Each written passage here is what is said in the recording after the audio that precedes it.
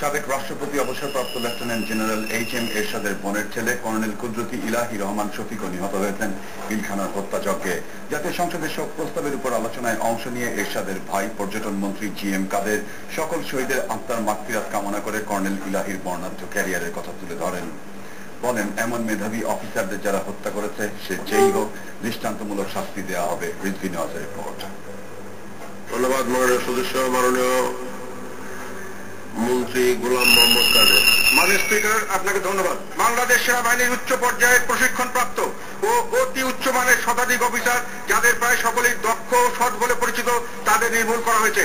মাননীয় স্পিকার, কি ধরনের সেনা সদস্যদের আমরা হারিয়েছি তার একটি উদাহরণ হিসেবে আমার আপন ভাগ্নে কর্নেল ইলাহি তার শিক্ষা ও কর্মজীবনের কিছু বিবরণ তুলে ধরছি। মাননীয় স্পিকার, 1 নভেম্বর 1962 সালে তার জন্ম হয়েছিল।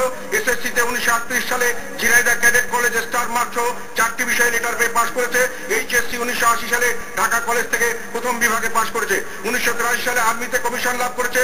সেনাবাহিনীতে কর্মরত অবস্থায় ঢাকা বিশ্ববিদ্যালয়ের আইবিএ থেকে এমবিএ কোর্স সম্পন্ন করে 24তম ব্যাচের ছাত্র হিসাবে 1994 সালে মোট 4 জিপিএর মধ্যে 3.9 জিপিএ পেয়ে সে পাশ করেছে।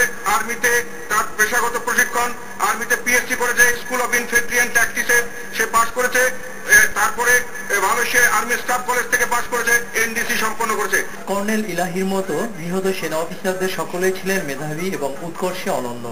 দেশকে অস্থিতিশীল করে সরকারকে বেকায়দায় ফেলানোর জন্যই ষড়যন্ত্রকারীরা এই ঘটনা ঘটিয়েছে বলে মনে করেন স্বজনহারা অনেকের মতোই সরকারের মন্ত্রী গোলাম কাদের।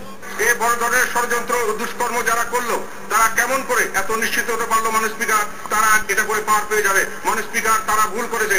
মাননীয় স্পিকার, ষড়যন্ত্রকারীদের অবশ্যই চিহ্নিত করা হবে। মাননীয় স্পিকার, অবশ্যই তাদের দৃষ্টান্তমূলক শাস্তি দেওয়া হবে।